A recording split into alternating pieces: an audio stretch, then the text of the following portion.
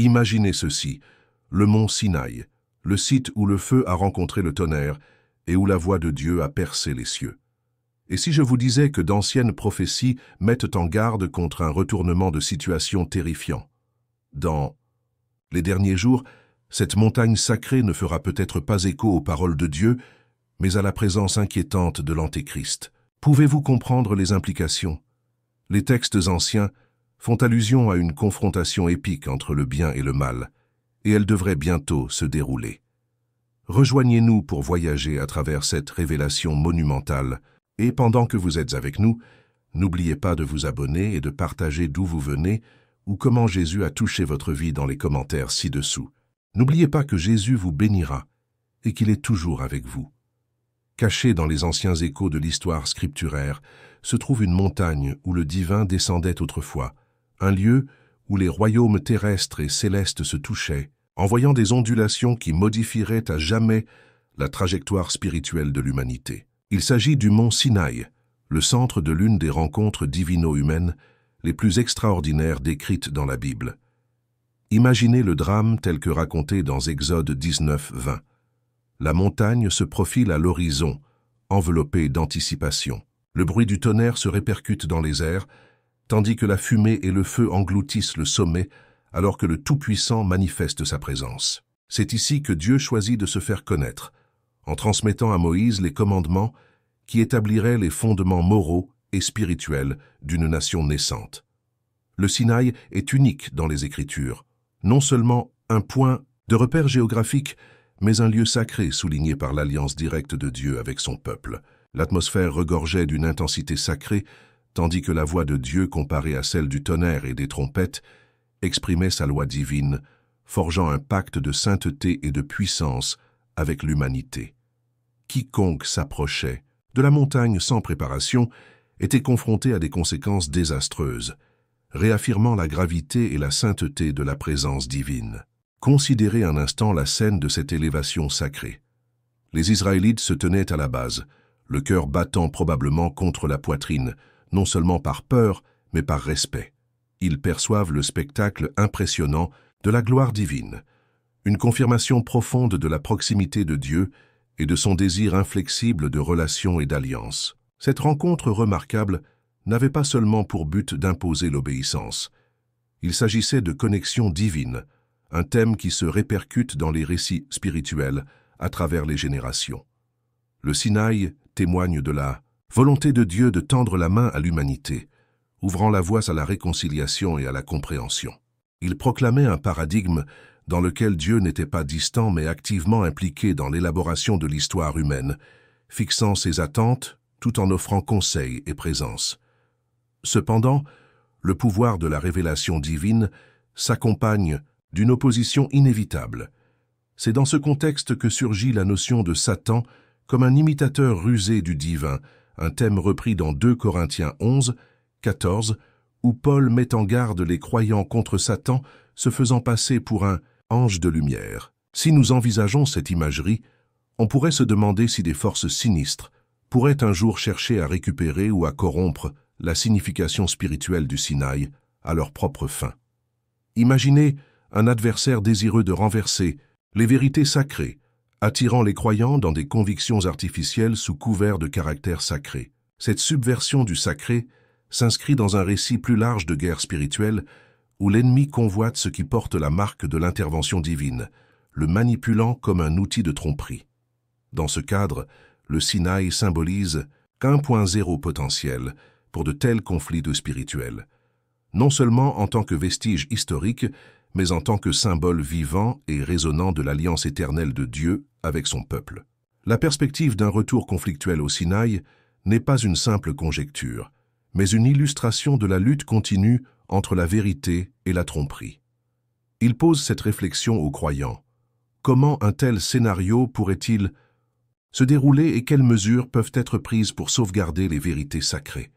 Le retour de l'ennemi tenterait-il non seulement d'imiter les phénomènes divins, mais aussi de les réécrire dans un faux récit de domination et d'autorité?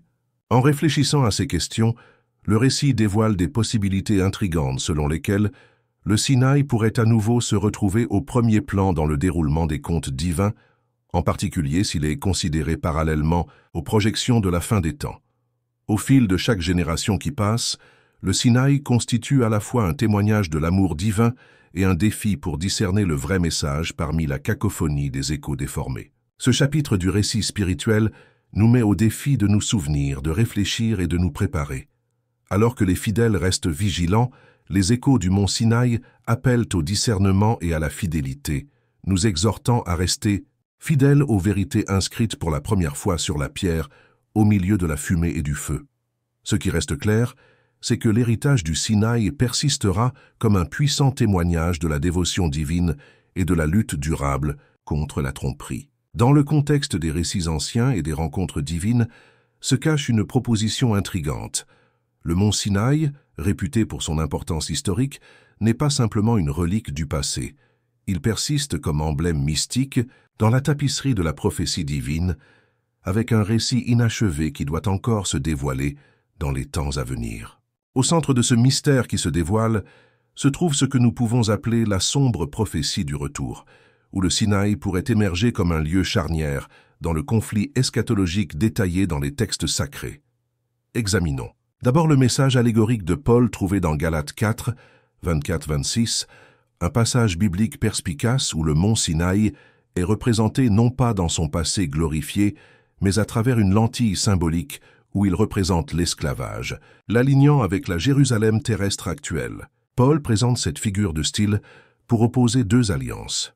L'une signifiée par Agar, représentant l'ancienne alliance de l'esclavage liée au mont Sinaï, et l'autre par Sarah, symbolisant la liberté trouvée grâce à la rédemption.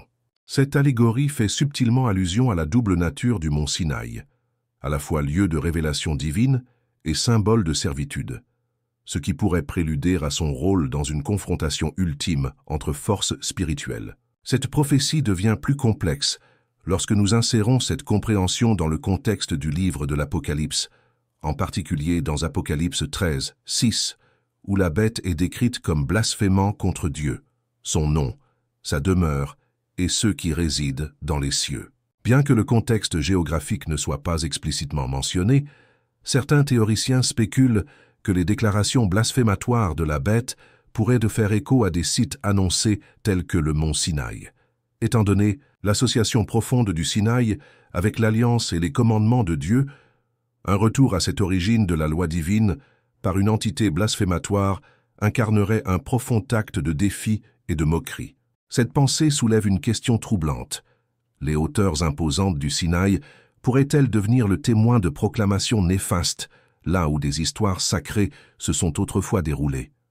Au-delà du prisme des Écritures chrétiennes, de lourdes traditions eschatologiques juives et islamiques prêtent également davantage d'importance au potentiel énigmatique du Sinaï dans les prophéties futures. Au sein du mysticisme juif et de certaines branches de l'islam, le Sinaï n'est pas seulement un lieu sacré d'interaction divine passée, mais également un décor pour des événements stratégiques futurs. Certaines interprétations parlent d'anciens secrets liés au Sinaï qui n'ont pas encore été dévoilés. Il existe une anticipation secrète dans la tradition apocryphe concernant le retour d'un faux libérateur ou prophète se faisant passer pour des figures bibliques de délivrance passée, utilisant l'espace sacro-saint où Dieu a autrefois dispensé ses lois éternelles à Moïse. Cette dimension ouvre le domaine énigmatique des fausses prophéties, un prétendant influent pouvant surgir pour mener des batailles spirituelles ou pour manipuler la quête de salut de l'humanité, en capitalisant sur le caractère sacré inhérent du Sinaï. C'est la menace subtile de la reconnaissance que tous les signes miraculeux ou proclamés sauveurs ne s'alignent pas sur la volonté divine. Cela évoque une vigilance plus profonde parmi les fidèles pour discerner l'essence de la véritable autorité divine enveloppée dans des vernis trompeurs. La prophétie concernant le retour du Sinaï à la fin des temps résonne avec le concept de Satan, cherchant à imiter les lieux saints et les actes divins, comme indiqué dans 2 Corinthiens 11, 14. L'adversaire réalisant la puissance symbolique du Sinaï pourrait se faire passer pour un ange de lumière, jetant de profondes tromperies sur ceux qui aspirent à la délivrance par n'importe quel canal, faisant écho à la divinité familière. Pourtant, entremêlées à l'ombre des ténèbres imminentes, se trouvent les promesses inébranlables de la vérité. Le récit divin tel qu'il se déroule dans les Écritures assure aux croyants la suprématie de la lumière sur les ténèbres, envahissantes. Malgré d'éventuelles affirmations contrefaites d'autorité depuis les hauteurs une fois sanctifiées, l'assurance fondamentale reste inébranlable. La véritable divinité se révélera sans ambiguïté, séparant le mythe de la révélation. En préparation à ce qui pourrait se dérouler au Sinaï ou ailleurs, il appelle les fidèles à la sagesse, au discernement et à la foi, non seulement pour regarder vers le haut, mais aussi pour rester fermement ancrés dans les vérités éternelles transmises des siècles passés. Alors que le Sinaï reliait autrefois les cieux à la terre, son nom fait écho à un appel prophétique à rester inébranlable, prêt à recevoir une perspicacité spirituelle et une direction divine, même au milieu des ombres menaçantes, d'une prophétie qui revient. Au milieu de la riche tapisserie des Écritures, certains éléments tissent un motif étrangement familier, où l'imitation apparaît comme une tactique clé du trompeur ultime. Cela nous amène à 2 Thessaloniciens 2,4, une proclamation effrayante dans laquelle l'Antéchrist revendiquera la divinité dans le temple de Dieu, mettant à nu une tactique reflétée dans les annales du récit biblique, l'art sinistre de contrefaire le divin. Ce chapitre s'efforce de démêler cette tromperie, en mettant particulièrement l'accent sur le choix profond et symbolique du mont Sinaï comme scène potentielle pour une telle imitation cosmique. Dès le début, Satan a été un pourvoyeur de mascarade. À travers l'histoire, son modus operandi a consisté à créer des ombres qui imitent la lumière de Dieu, créant des illusions d'essence divine qui piègent et confondent. L'ambition de Satan, inébranlable et constante, cherche à s'élever au-dessus des étoiles, à contrefaire les œuvres du Tout-Puissant. Nous en voyons des échos dans la déclaration audacieuse de la divinité de l'Antéchrist. Imaginez-le, trouver son moment au sommet des terres sacrées du Sinaï, où Dieu est descendu autrefois dans le feu et le tonnerre pour accorder la loi à Moïse. Un tel choix ne serait pas simplement géographique, mais symboliquement puissant. Une étape gravée dans le temps avec des pas divins. 60 siècles séparent l'époque actuelle de l'époque où Moïse, tremblant de peur, reçut les tablettes sur cette même montagne, une alliance étayée par la crainte et la sainteté. Pourtant, ces couches de l'histoire, si elles sont manipulées par de mauvaises intentions, pourraient être utilisées pour envelopper la vérité sous des vêtements blasphématoires. Considérer la spiritualité palpable du Sinaï, non seulement à travers les récits bibliques, mais à travers le prisme de l'histoire colorée à la fois par le judaïsme, le christianisme et l'islam.